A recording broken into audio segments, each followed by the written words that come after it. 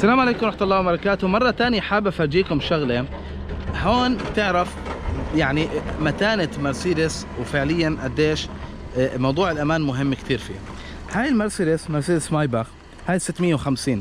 السيارة صار فيها حادث أليم بصراحة، يعني السيارة ماكلة ضربة بطريقة مرعبة من جنب. السيارة مقصوصة من النص هون، شوفوا السيارة ماكلة ضربة غريبة، يعني هون قصيتها. هاي الشاصي مخصوص الشاصي. السيارة نصين، يعني هذا نص وهذا نص، يعني اللي ماسكهم فعليا بس الدرايف شافت اتصور والجير بس بالضبط. بعدين ماكلة ضربة جانبية من هون مرعبة. شوفوا فاللي بدي افرجيك اياه هون، بتعرف انه الامان طبعا بعد الله انه يكون عندك سيارة امنة. شو يعني هيك، يعني هاي السيارة بعد كل الحوادث اللي برا، شوفوا الركاب اللي جوا مش واصلهم، يعني مش الغرفة مش داخلة على بعض، مش متعجنة، مش واصل الموضوع بهالسوء، انه اوكي مضروبة بس، فاهمين؟ يعني انا مش شايف من جوا انه الموضوع هالقد أليم. شوفوا الست كراسي بمكانها، الغرفة حمت الركاب بطريقة كتير استغربتها صراحة. يعني انه انا لما شفت الحادث حكيت اوف ايش هاد. فاكيد الامان بالله، بس برضه شوفوا مرسيدس قد ايه اهتمت في هالتفاصيل هاي. بعد هيك حادث تلاقي الغرفة جوا لسه عادي بتقدر تتحرك فيها وتطلع منها بكل سهولة. حابب افرجيكم واحدة من السيارات كمان الغريبة اللي شفناها هون، اللي هي هاي المرسيدس. هاي مرسيدس اللي احنا بنسميها بطة او W124. يعني السيارة المفروض انها تكون ليموزين، بس هي مش ليموزين، هي سيارة ركاب فعليا. انا من زمان ما شفت هاي السيارة. بتذكر بالزمانات كانت سفريات، صح؟ مش كان في منها سفريات؟ يعني كانوا يستخدموها بس مزبوط. قليل يعني، بس هي من السيارة المحبوبة شوفوا في عليها 4 شاشات. تتصور هذول اكيد مش اصليات، مركبين. السيارة ما فيها حادث، بس خلص يعني واضح انه انتهى امرها. هي قديش فانا من قد ايه؟ هاي اللي بده ياخذها بروجكت حلوة. هاي شوفوا، يعني اذا حابين تزودوا عليها هاي الرقم تبعها. بس سيارة يعني بيني وبينكم تعبانة، يعني انه شو البروجكت اللي ممكن نعمل فيها مش عارف صراحة. انه هي مش كثير كلاسيك حتى، يعني السيارة ماشية بس 145,000، او انه قالب عداتها. وارد، لانه هذا الفرش الاصلي اللي عليها. بس طبعا يعني هي تحترم، بما انه الدنيا شمس وحالتها حال وكذا، وبالنهاية لسه فرش واقف. يعني طلع دهانها، بتشوف شلونها اساسا.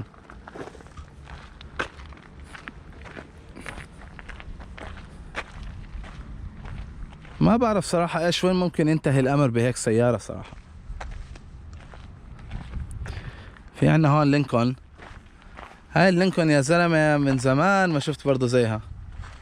طلع هدول السيارة هيك تحسها سعودية، دايركت سعودية او عراقية. صعب تلاقي منها هلا ماشي بالشارع. ما حدا بده، يعني مين بيشتريها؟ ليش بدك تشتريها؟ السيارة عبارة عن قافلة يا زلمة. في هون عندنا الاكس جي 6. هاي الاكس جي 6 تعتبر السيارة الرفاهية من هاي زي الاس كلاس تبعت المرسيدس من جاكوار، بس برضه هاي هون يعني مش كتير بتسوى. هاي هذا مفتوح، شوفوا هذه تقريبا بال40,000. بس الحمى كلها من جوا على فكرة. الشاشة ضاربة، ريحتها مش عارف. هاي هون من 31 12، لا مش كتير. بس على فكرة انتبهوا يا اخوان على شغلة. انا لما احكي انه هاي هون، هاي لا يعني انه هاي السيارة كانت تمشي بالشارع قبل اول امبارح. هاي السيارة جابوها هون هلا، بس عادي انها تكون في مكان تاني مستوتة، او تكون في بيت حدا، او تكون على الشارع لحد ما اجت البلدية واخدتها. ففي لها قصص تانية يعني. فهاي السيارة محروقة، الله يجيرنا. طيب على كل حال بنشوف شو في سيارات تانية كمان وبرضه بنشارك وياها. في هنا عم نشوف SLK. الاس ال كي يا اخوان هاي متعرضة لصدمة امامية وضربة خلفية. صدمة عاطفية هاي السيارة. لا مبهدلة السيارة. لا كثير متبهدل على الاخر. شوفوا الدهان، نشوف من جوا. اوف، عاملينها مخزنة يا زلمة. شايفين السيارة متبهدلة يعني تماما متبهدلة من جوا. شوف انت المي اللي فايت عليها. هاي السيارة يبدو على فكرة انه بالاساس فيها كأنه غرقانة او اشي، لان الارضية تبعتها مبينة ريحة رطوبة يعني كثير لما فتحتها، يعني فايت عليها مي مش عارف. طيب خلينا نشوف شو في عندنا كمان هون. شوفوا ليه نيسان صني. هاي يعني السيارة تربينا على ايديها فعليا. هاي السنة الجديدة. لكزس مرة تانية.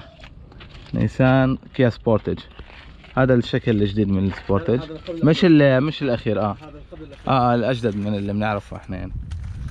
هاي البيجو،